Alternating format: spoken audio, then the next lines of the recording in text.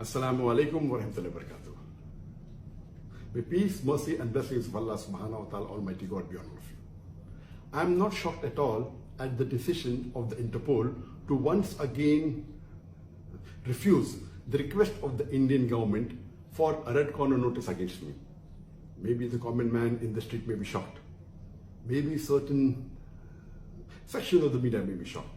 But I'm sure the NIA and the Indian government is not shocked at all at the decision of the Interpol to once again refuse the red corner notice against me, because they know that all the allegations that are laid against me, it is absolutely fictitious and they don't have an iota of evidence about it. My lawyers tell me that normally when any country requests for a red corner notice to the Interpol on charges of terrorism, rarely do they refuse it. But in this case, the Interpol, alhamdulillah, praise be to Allah, they refused it, knowing very well that all these allegations were fictitious, they don't have an iota of evidence, and it has a political and a communal agenda. Normally, when the Interpol issues a red corner notice against charges of terrorism, doesn't mean that the person is a terrorist. He may be, he may not be, unless the court, in a court of law, after analyzing the evidences, say that he's a terrorist. Can you consider that there are chances he'll be a terrorist?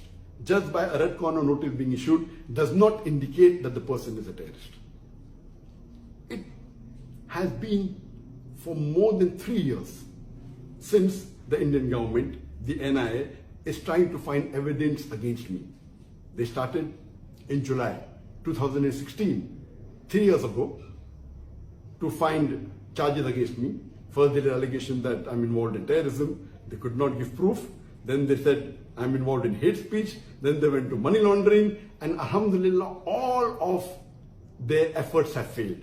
Even the appellate court of ED, they clearly said, and they put a stay on them to attach my properties.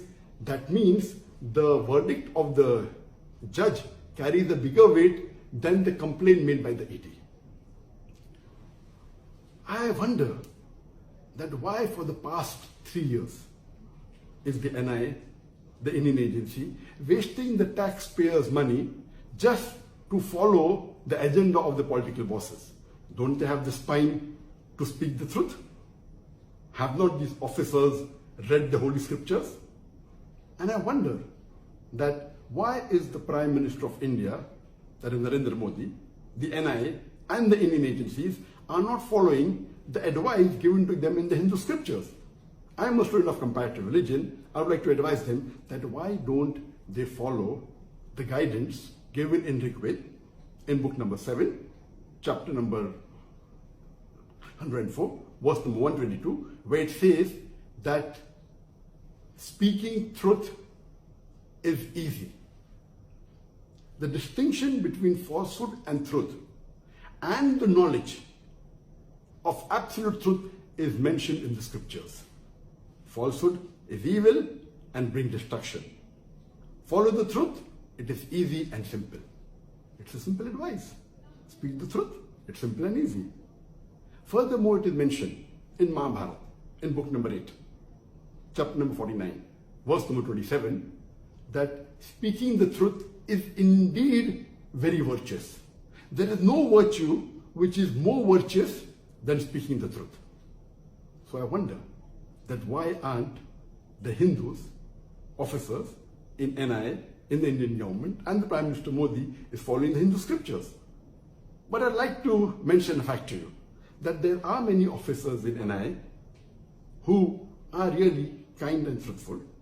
And I know that when my organization, Islamic Research Foundation, was banned in November 2016, the NIA raided my office and was continuously there for more than 2 days. They were for more than 50 hours in the office. And my general manager at that time, who was Mr. Manzoor Sheikh, may Allah grant him Jannah, he told me that the NIA officers were very frank in saying that we are wasting our time in spending so many hours in your organization, because we know that we will not find any evidence of terrorism in Islamic Research Foundation. Because we have heard the lectures of Dr. Zakir Naik, he speaks about peace, but we are forced by our superior to do a raid on this organization. One senior officer of NI went to the extent of saying, when his immediate boss told him to scrutinize and scan my lectures, and he told him thrice, and they could not find any evidence that I'm promoting terrorism. When his boss told him the fourth time that again you scrutinize the lecture, he was very frank to say that if I ask my juniors to watch Dr. Zakir Naik's tape again, I'm afraid that many would accept Islam. This means they are following the slogan of India, which is known to us, that Satyamev Jayate. Where do they get the slogan from? It is obtained from the Mundaka Upanishad, book number 3, chapter number 1, verse number 6, which says Satyamev Jayate, Nantaman, which means truth triumphs alone, not falsehood. I would like to thank the Interpol, because this message of the Upanishad is also mentioned in the Quran, in Surah Isra, chapter number 70, verse number 81, which says, وَقُلْ جَهَلَكْ وَذَاكَ الْبَاطِلِ إِنَّ الْبَاطِلَ كَانَ زَهُوقًا. When truth is hurled against falsehood, falsehood perishes. For falsehood, it's by its nature bound to perish. I would like to thank the Interpol. Though they are not Indian, they are following the advice of the Indian slogan, Satyamev Jayate, truth triumphs alone. They are following the advice given in the Upanishad as well as in the Quran.